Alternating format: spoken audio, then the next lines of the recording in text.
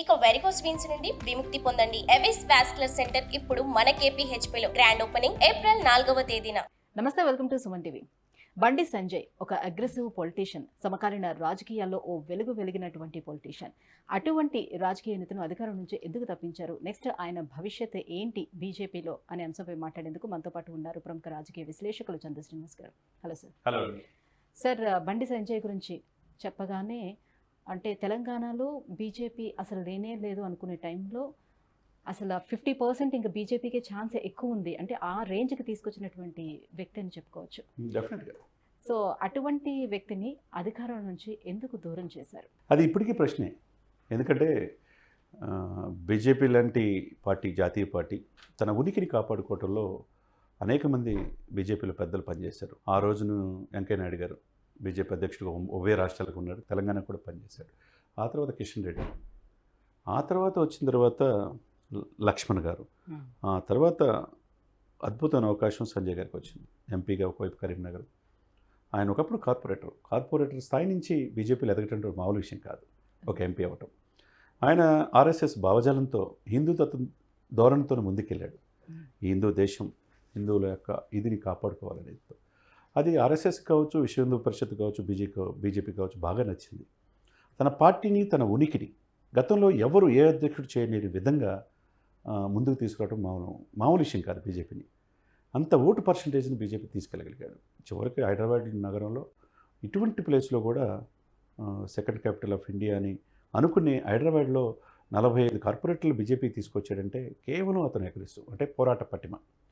అంటే అవతల వాళ్ళు ఎటువంటి వ్యక్తి అయినా నేను దేనికి తీసిపోను, నా పార్టీ దేనికి తీసిపోదు, మేము వస్తామనే తీసుకురావడం మామూలు విషయం కాదు. అందులో మజ్లిస్ ఎక్కువగా ఉండే హైదరాబాద్ సిటీలో వాళ్ళు ఎదుర్కొని మాట్లాడటం మామూలు విషయం కాదు. అది ఆయనలో చూశారు. పార్టీ ఒకేసారి ఉవ్వెత్తున ఎగిసింది. బీజేపీ నెక్స్ట్ ఎలక్షన్స్లో పోటాపోటీగా ఉంటుందని చెప్పేసి అనుకున్నారు. అది ఊహించిన విధంగా ఆ అవకాశం రేవంత్ రెడ్డి అందిపుచ్చుకున్నాడు. దానికి కారణం ఎవరు? బీజేపీ పెద్దలే.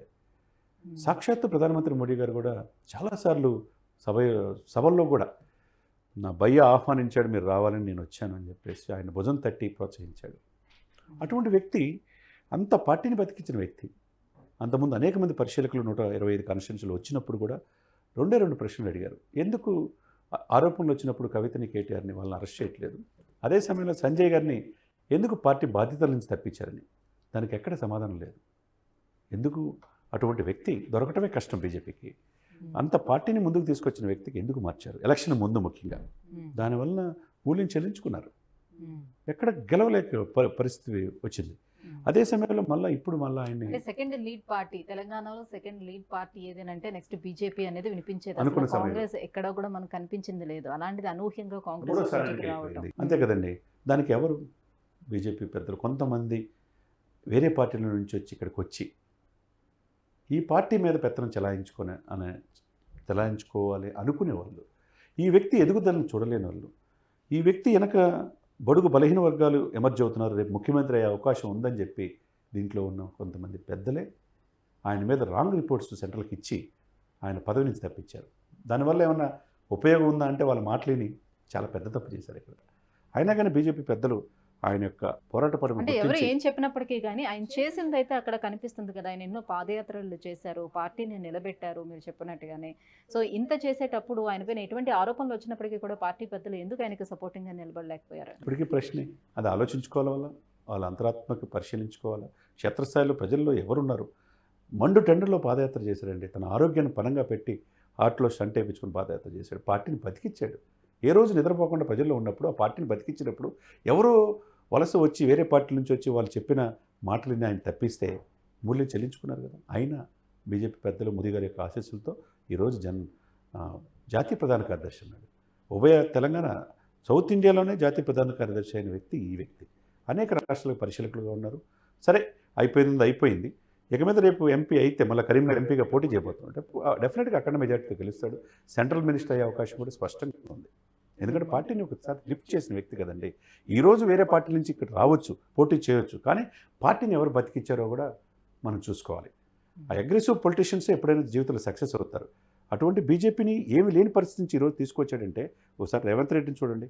అవకాశాన్ని సంజయ్ పోయేతలకి ఎవరు అందిపుచ్చుకున్నారు? అంటే బీజేపీ జాతీయ ప్రధాన కార్యదర్శిగా ఆ అధికారం నుంచి పక్కన పెట్టిన తర్వాత ఆయన పెద్దగా ప్రజల్లోకి వచ్చింది లేదు, పెద్దగా మీడియా ముందుకు వచ్చింది లేదు, ఎక్కడా కూడా ఎక్స్పోజ్ కాలేదు ఎక్కువగా. అవునండి. సో మళ్ళీ ఇప్పుడు యాత్రలు చేపడుతున్నారు, రైతు యాత్ర కూడా చేపడుతున్నారు. సో ఇప్పుడు ప్రజల్లోకి మళ్ళీ వస్తున్నారు. అంటే మళ్ళీ ఏమైనా అష్యూరెన్స్ ఇచ్చిందా? డెఫినెట్గా ఇచ్చి ఉండొచ్చు. ఎందుకంటే 17 ఎంపీ కాన్స్టిట్యూన్సీలు చాలా కీలకమైనవి. బీజేపీ కూడా హోరాహోరీ పోరులో ఎవరికి పోరు ఇప్పుడు? డైరెక్ట్గా కాంగ్రెస్కి బీజేపీకి పోరు. థర్డ్ ప్లేస్లో బీఆర్ఎస్ వెళ్ళిపోయింది. చివరికి కేటీఆర్ గారికి, కేసీఆర్ గారికి చివరికి కీలకమైన వ్యక్తులే పోటీ చేయలేని పరిస్థితిలో ఉన్నారు. కేసీఆర్ ఫ్యామిలీ నుంచి ఎవరు పోటీ చేయట్లా. అటువంటి పరిస్థితి ఎప్పుడు 10 ఇయర్స్లో ఎవరు ఊహించుకోలే. బీఆర్ఎస్ ఇంత దారుణంగా, టీఆర్ఎస్ నుంచి బీఆర్ఎస్గా ఆవిర్భవించిన ఆ పార్టీ ఇంత దయనీయమైన పరిస్థితిలో ఉంటుందని ఎవరు ఊహించలే. ఒకవైపు కవిత అరెస్ట్ కావటం, కేటీఆర్ గారి మీద అవినీతి ఆరోపణలు రావటం, కేసీఆర్ గారి మీద కొద్దిగా ఆరోగ్యపరంగా ఇబ్బందులు అవటం, ఆయన కనిపెట్టుకుంటే సెక్రటరీ జనరల్ కేశవరావు లాంటి వాళ్ళే వదిలేసి చివరికి హైదరాబాద్ మేయర్ కూడా ఈ పార్టీని వదిలేసి కాంగ్రెస్లో వెళ్ళటం, ఇవన్నీ విపత్కరమైన పరిస్థితులు ఎదుర్కొంటున్నారు. ఈ సమయంలో ప్రధానమైన పోటీ కాంగ్రెస్కి, బీజేపీకే. ఈ సమయంలో మీరన్నట్టు ఆయనకు ఒక అష్యూరెన్స్ డెఫినెట్గా వచ్చి ఉంటుంది. ఆయన నాట్ ఓన్లీ ఒక కాన్స్టిట్యున్సీకి పరిమితం కాకుండా తెలంగాణలోని ఎక్కడైతే పోటీ చేయబోతున్నారు 17 అన్ని కాన్స్టిట్యున్సీలు కవర్ చేస్తున్నాడు. తన ఆరోగ్యాన్ని పనంగా పెట్టి ఈ మండు టెండర్లో కూడా ఆయన పాదయాత్ర చేస్తూ ఆయనకి ప్రతి కాన్స్టిట్యున్సీలో ఆయన సైన్యం ఉందండి. ఆయన అభిమానులు ఉన్నారు. అంటే పార్టీలకు అతీతంగా ఆయన అభిమానులు ఉన్నారు. హిందూ మతాన్ని, హిందూ తత్వాన్ని ముందుకు తీసుకెళ్లే వ్యక్తులు ఆయనకు ఉన్నారు. అటువంటి వ్యక్తులు, జాతీయ నాయకులు ఆయన అమ్మటి ఉన్నారు కాబట్టి ఆయనకి ఇప్పుడు రేపు గెలిస్తే డెఫినెట్గా ఆయన 100% గెలుస్తాడు. సెంట్రల్ మినిస్టర్ అయ్యే అవకాశాలు స్పష్టంగా ఉన్నాయి. ఎందుకంటే బీసీ సమాజానికి చెందిన వ్యక్తి, మున్నూరు కాపు సమాజానికి చెందిన వ్యక్తి. ఆయనతో పాటు మిగతా బడుగు బలహీన వర్గాల్ని, పార్టీని లిఫ్ట్ చేయడానికి విశేష కృషి చేస్తారు. సార్, కరీంనగర్లో గతంలో బండి సంజయ్ గారిని గెలిపించలేదు అక్కడ ఉన్నటువంటి ప్రజలు. మరి ఇప్పుడు ఎంపీగా గెలిపించే అవకాశం ఎంతవరకు ఉంది? అక్కడ అతనికి ఓటు బ్యాంక్ ఎంతవరకు ఉంది? అంటే ఇక్కడ గతంలో ఎంపీగా చేసిన అనుభవం ఉంది. ఎమ్మెల్యేగా అధిష్టానం ఆదేశించేదలికి ధర్మపురి అరవింద్తో పాటు వీళ్ళందరూ పోటీ చేశారు. చేస్తే MLA point of view Congress యొక్క వేవ్లో బీజేపీ తెరమరుగైపోయింది, బీఆర్ఎస్ కూడా వెళ్ళిపోయింది, కాంగ్రెస్ అధికారంలో వచ్చింది. తెలంగాణ ఇచ్చిన కాంగ్రెస్ 10 సంవత్సరాల తర్వాత అధికారంలో వచ్చింది. కాబట్టి ఇప్పుడు ఆయన ఎంపీ చేసిన అనుభవం ఉంది కాబట్టి ఎమ్మెల్యేగా ఓడిపోయిన ఆ సానుభూతి ఈయన పట్ల ఉన్నది. స్వల్ప మెజార్టీతో ఓడిపోయాడు కాబట్టి ఎంపీగా డెఫినెట్గా గెలిచే అవకాశాలు స్పష్టంగా ఉందన్నమాట. Thank you so much sir, ఈ అంశంపై మాట్లాడినందుకు థ్యాంక్ యూ. సుమన్ టీవీలో మీ పర్సనల్ అండ్ బిజినెస్ ప్రమోషన్స్ కోసం కింది నెంబర్కి కాంటాక్ట్ చేయండి.